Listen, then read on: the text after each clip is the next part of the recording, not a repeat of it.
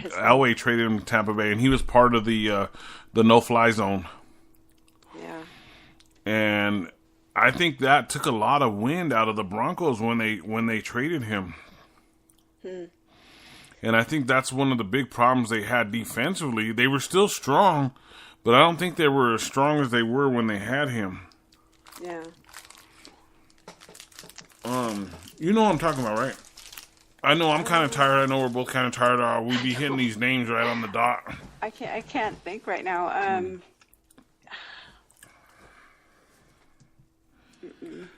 Yeah, it's gonna eat away at me because I know I used to know every Bronco player when I was younger, and now that I'm a little older, I can't remember none of their names no more. I can't remember his name. Yeah, you know who I'm talking about. It's he just won the Super Bowl with us.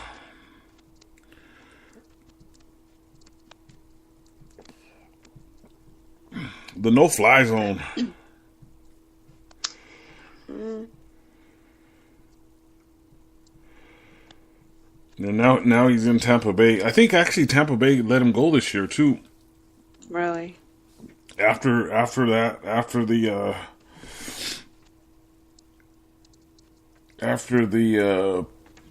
excuse me. After the season, I think the Broncos let him go.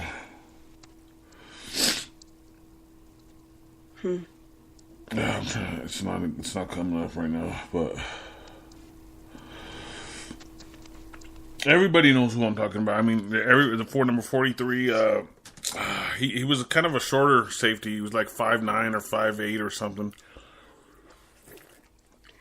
But we'll bring it up again. And I'll make up for it, guys. So all you sports listeners, I know who it is. Everybody's probably yelling at the radio saying, "This guy, that's his name." I know everybody is, and if you are writing in the chat for us, if you're in the chat, no, we don't got nobody in the chat right now, but usually we have people in the chat and they back us up on that. And I really had a long day, and I know you did too. So I'm like, we both need a break. Yeah. We both. I just I have obsessive compulsive disorder, so those little things, they irritate me. If I forget somebody's name or number or just anything, it just gets to me. But he was part of the no-fly zone. So basically, they're dismantling the no-fly zone with a keep to leave. You're talking about T.J. Ward. Yeah, T.J. Ward. Yeah, sorry, number 43, T.J. Ward. He went over to Tampa Bay, and that was the start of the dismantling. I think Justin. Now I'm not going to remember his last name. Justin. I know his first name is Justin. Took over for T.J. Ward. So basically, you have Chris Harris Jr. and then you have the other safety, and that's it. And then and then you got Roby, which I think they're expecting Roby to step up and take a keeps to leave spot, right? At the first. Well, I guess Chris Harrison would be the starter, the number one corner, and then Roby would be the number two. On paper, that's what it looked like. What do you think?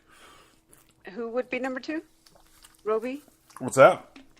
What did you say? Who would be number two? I think Roby moves into the number two slot, and Chris Harrison move into the number one because Roby was your number three corner. Chris Harris. Chris Harrison Jr. Yeah. Yeah, he'd be your number one corner, and then Roby would move into your number two.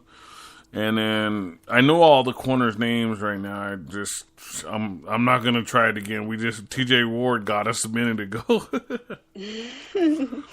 so that was pretty good. So defensively, we kind of know. I mean, look, we got Von Miller still, so we have a good defense. We know the Broncos are gonna ball out regardless of what's going on, where it's going on, or what they're doing. The Broncos are going to ball out. So I'm not too concerned about that one in there. Yeah. My concern defensively is well, we talked about gelling, getting those guys to gel and getting those guys to work together, and that's what you had said. It just didn't seem like it last year. The teamwork wasn't there. Mm-hmm. Yeah, that's just the way it seemed. It felt. I mean, it was like nobody was. It was kind of weird. No, and for us to nobody lose was so playing many for games in a row. to their potential, basically. Right. Yeah. Yeah. It was like they weren't even trying. They weren't even giving. I mean, they say after the games, in the interviews that we're doing all we can and blah blah blah.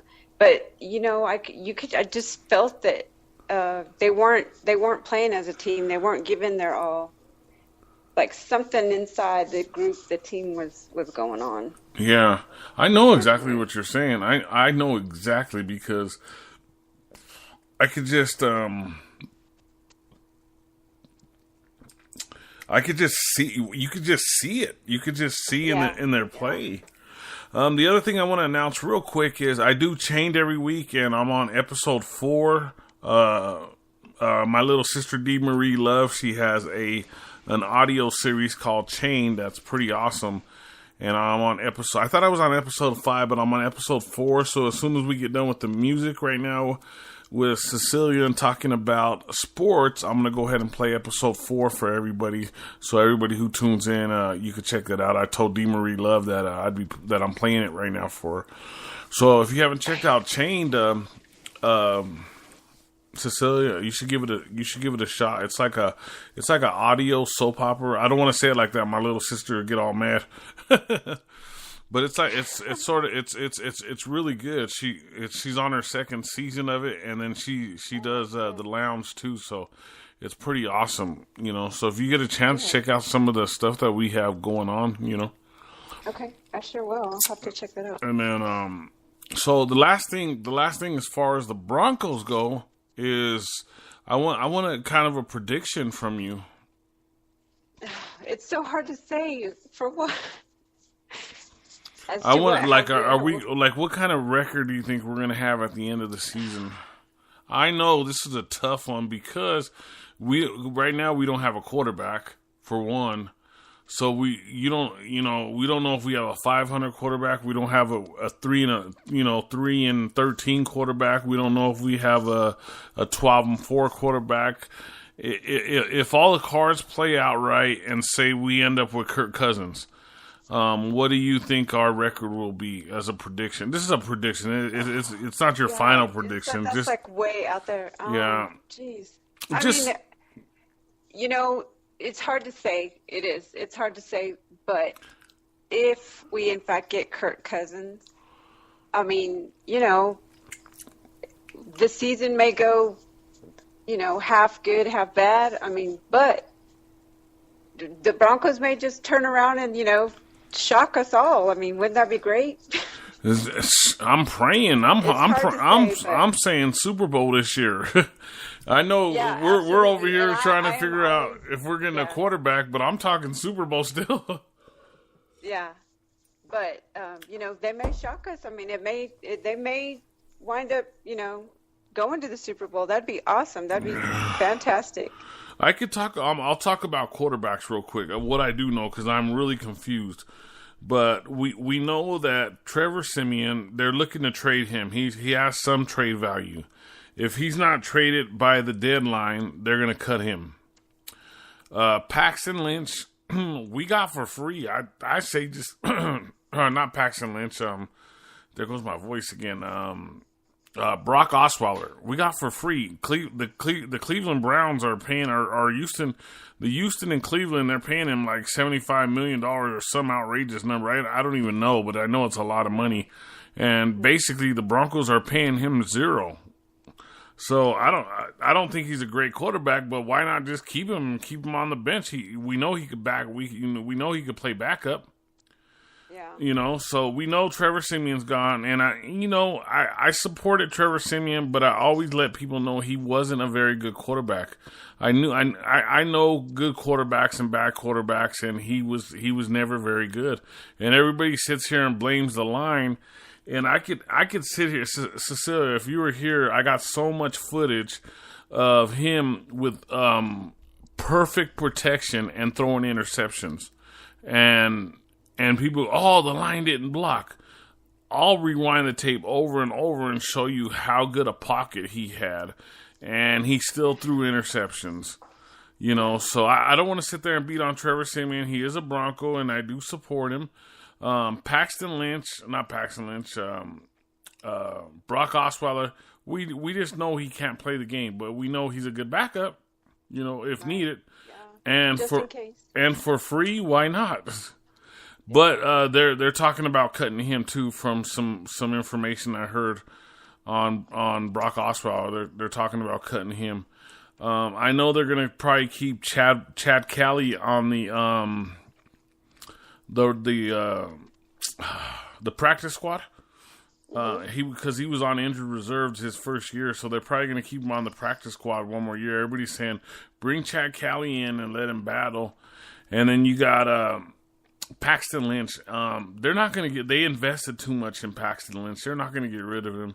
I know everybody's saying get rid of him. He can't play, but in all honesty, he's only played about 4 games, and he's actually 2-2. Did you know that? And he has a really good percentage as a quarterback. Yeah. I mean, I really can't say nothing bad because he really hasn't got the time to play. Yeah. I mean, look at all the time they gave Trevor. So you could sit here and you could say you could pick and choose what games he did good, he didn't do good. You can't really do that with Paxton Lynch, you know? Yeah. Maybe they'll play him more, you know, this next season. And I remember watching the games. He did pretty good, you know? Yeah. The only game that I remember him getting his butt whooped in that was that Atlanta game when Atlanta went to the Super Bowl that year. Do you remember that? Yeah. I hate to say this about the Broncos. But let me tell you what happened over here. Like where I'm at, they don't put the Bronco games on TV all the time. And I think it was like the 3rd or 4th game that we had lost. Yeah. The TV station actually literally took the Bronco game off and put another game in. We had to stop watching it because they totally took it off the air and put another football game on. Are you serious? It was that? I am dead serious. That's how bad it was. I was like, are you kidding me? They just totally took us off the station. We could be down by... That is crazy. We could be down like 100 points and people would riot if they would take the Bronco game off the air. I know. Here in Denver. Yeah. People would go... I'd probably be one of those... Hysteria. Yeah. Yeah, it would be a madhouse over here. I was so upset. I was so mad. They said that they wanted to put a more exciting game on. Dang, that is crazy. Yeah, that's what they do. That's what they say whenever it's a lopsided game or somebody's losing or something like that. So Cecilia has 3 songs, or I think is it 3? Yeah, 3 songs picked out for me to play for her tonight. Three more of her favorite songs. Bobby Brown, Tenderoni, which is one of my favorite.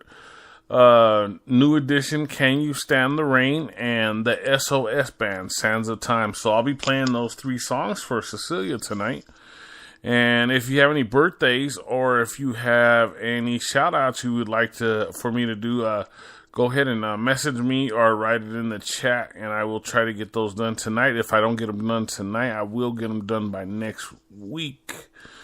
But Cecilia, I want to thank you for coming on. It's been awesome to have you on, and I'm really glad. And I think that every week, if you could co-host with me, just at least for the first part of the show. Yeah.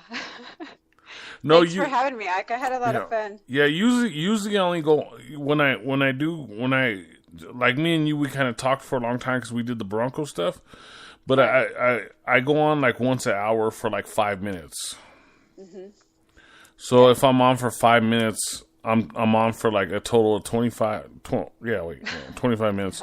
So like the first hour, you like me and you would be on for like 5 minutes. That's it.